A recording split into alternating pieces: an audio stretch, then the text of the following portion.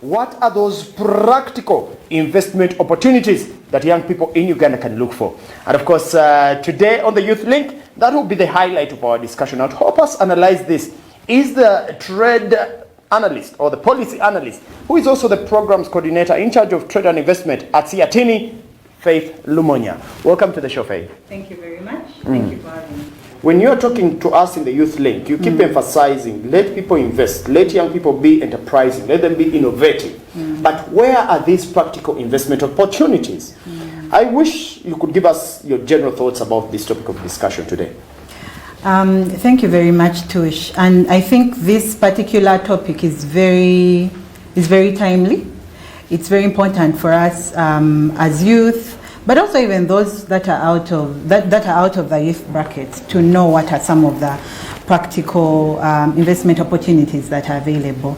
But just before I delve into that, I think one of the things that we need to recognize is that within the context of COVID-19 and the shocks that it brought to each one of us, we know that a number of people have lost their jobs, and the first place you go to is to start up a small enterprise. Right. It could be something you do at home. So, for example, currently there is the new opportunity of making masks. So a number of people are making masks, and when it comes to the whole issue of making masks, again, you need to be able to position yourself in terms of what will be your market.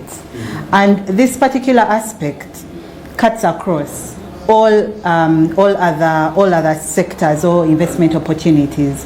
So whatever investment opportunity it is, it's important for you to define what is your intended market, because your intended market then will influence your return on investment. And so many times people will make a decision to focus on a market where individuals have low incomes, because their intention is to sell quick. So their prices will be much lower.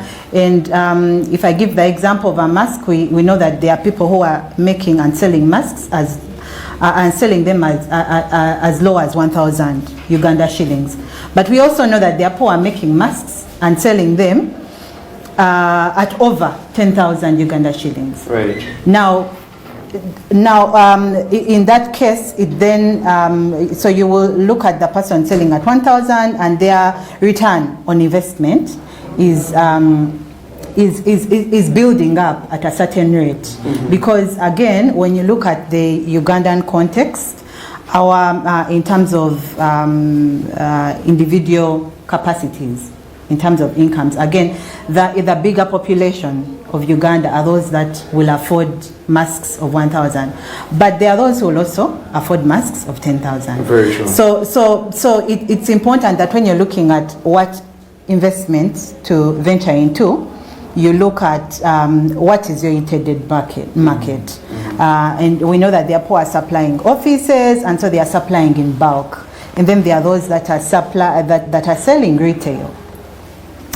But getting back to the topic of the youth, and a lot of the time the discussion has been about making agriculture more fashionable to ensure that the youth can be able to invest in the sector, because it's the largest sector. But also, when you look at in terms of market opportunities, everyone wants food, and everywhere in the world there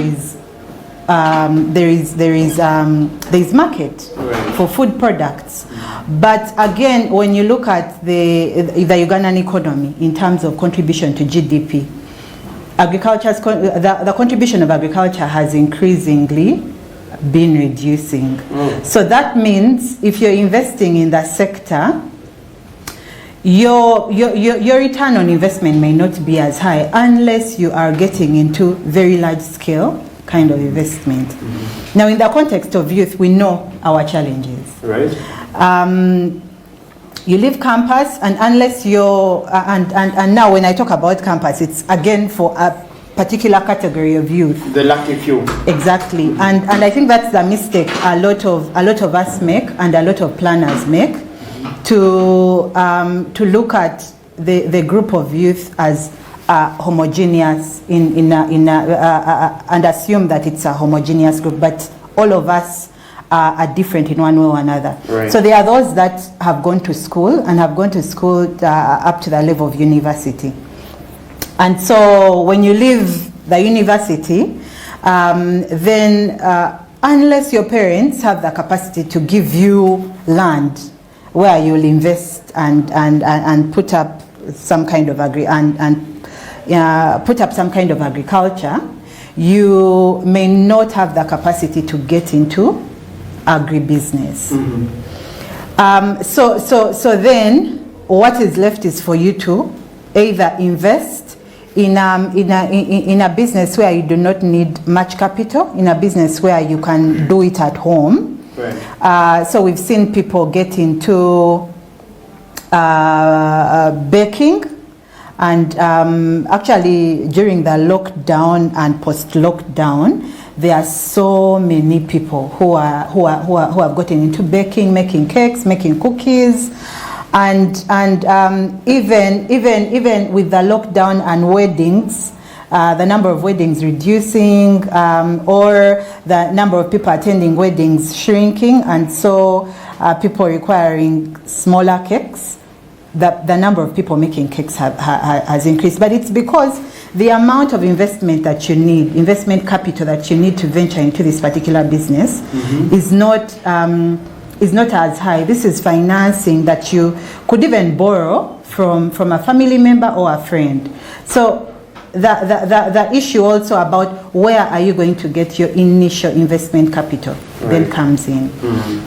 But also, again, when you look at, because we actually have, I know someone who built their baking skills from just watching YouTube. Oh. Following YouTube channels. And yes. They could bake a real cake or something. And at the moment they are baking very, very tasty cakes. Oh my! Very tasty cakes, very properly designed, and so those are some of the business opportunities. A business opportunity where you, and it's important to recognize how much resource do I have to be able to start a business, and then position yourself within that context. Wow. I think I shouldn't lose the point about when you leave the university. So when you leave university, unless your parents have a certain amount of money that they can make available for you, or a certain resource, say for example land, usually for so many of us the first opportunity is for you to get into employment. And a lot of us then get comfortable within the employment cycle, and sometimes it's not really about comfort, but it's also about the situation. How much money can you be able to save off the amount of money that you're getting? At the moment, in this country, we do not have a minimum wage, or if I may say, because again, someone could argue from the legal perspective that there's a minimum wage and advisory act in place, but it's a 1956 act, and it puts the minimum wage at 6,000 Uganda shillings per month. Okay. So we don't actually have a minimum wage as a country, and so a lot of individuals, a lot of youth get into employment, and initially it's really about getting an income to be able to survive. But as time goes on, then there is need for you to look beyond just survival and now plan into putting together money to be able to invest, because like we know, you can't be employed forever. But the biggest challenge is how much you are earning, the cost of living, and then your capacity to be able to save so that you can invest. Wow. And the issue of being able to access financing is a very big challenge, because whether you will borrow from a bank where the interest rate is will go even up to 23% per annum is a whole different discussion. But also the fact that, again, most financing institutions do not want to fund startups. Okay. So even the opportunities that have been made available within governments have been very limited as well. For example, you're looking at putting together a group within the Youth Livelihood Fund. Right. Financing is going to a group, and this group is being given up to 25 million. Now, depending on how many you are in that group, if you're 10, it means the financing available for each one of you is about 2.5 million. What are you going to do with that amount of money? So the question of investment capital is a very big one, and yet it's a very fundamental aspect of your decision making in terms of what investment you're going to get into. Now today, because of the reducing interest in the agriculture sector, right, we've seen growing a number of opportunities that have come up within the services sector. Right. So for example, there's border riding within the transport sector, and a lot of the youth have gone into that particular sector, despite all its dynamics.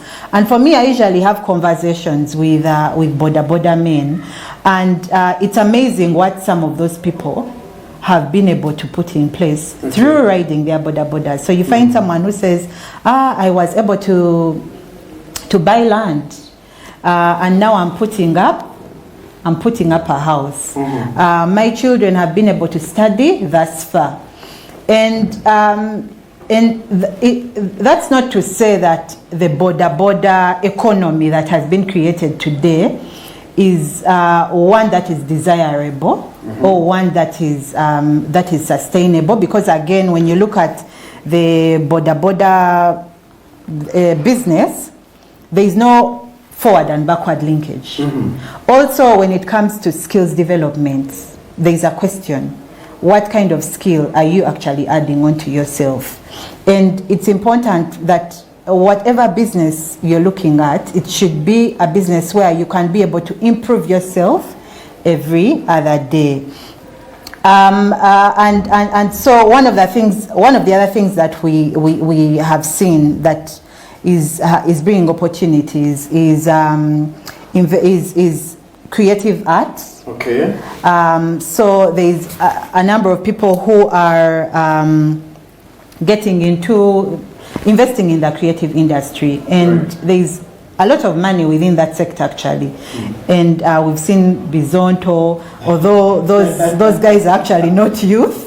Actually, no, they are not youth. The team leader of Bizonto is actually a young person. When you look at Huntington Bujingo, I don't think he's above 40. That's if you're to go by the UN Convention definition of youth.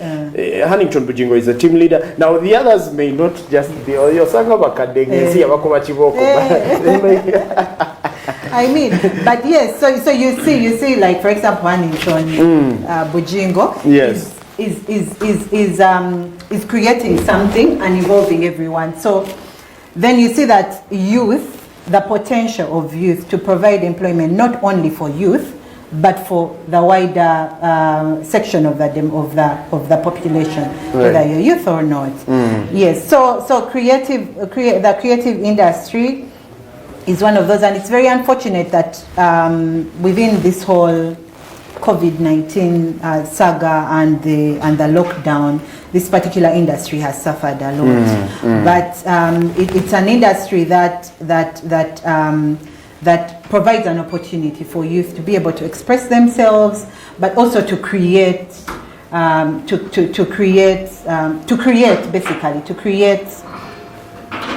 art.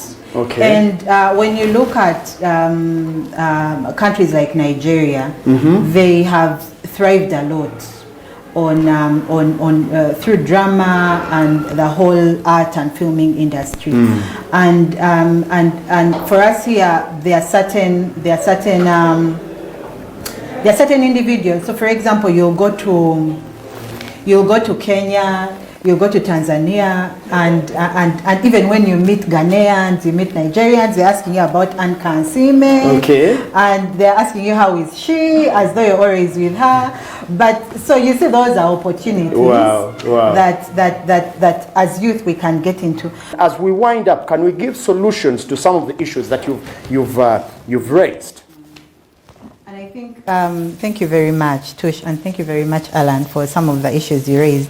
Alan raises very critical issues when you talk about issues of tax compliance and then bring in the discussion around tax incentives. A lot of entrepreneurs are unable to benefit from the available incentives because they are not being tax compliant. And I think that is something that needs to be addressed because, for example, when you look at some of the requirements for you to access UDB financing that has been made available because of COVID. One of the requirements is you need to have to present your book of account and you have to indicate that you are being tax compliant. And then they are looking at asset financing, but they would like you to invest 30% of the total financing of that particular asset. Now, those are some of the laughable requirements. Yes. Issues to do with the minimum amount that you can borrow is 100 million. Those are some of the things that actually push a lot of youth out of being able to access this financing. But just to talk about the issue of trust, because the reality is that for you to be able to invest in anything, you need financing. And so social capital then comes in. To introduce. Yes.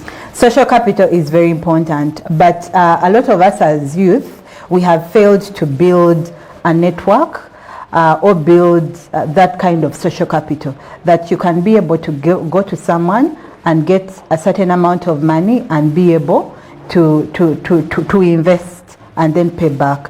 Because and even if you went around, a lot of us do not want to lend to our friends because you know that if you lend to this person who is my friend, they'll take me for granted and they will not pay. Yes. So you'd rather lend to someone that you completely have no ties with, because when something happens, you can be able to somehow deal with it in a more to punish them without fear or favor. Like your brother or sister, you can't punish them. Yeah. You can't so the issue of social capital is very important. You find people who will go and borrow from a money lender at a very high interest rate just to sort out a personal problem.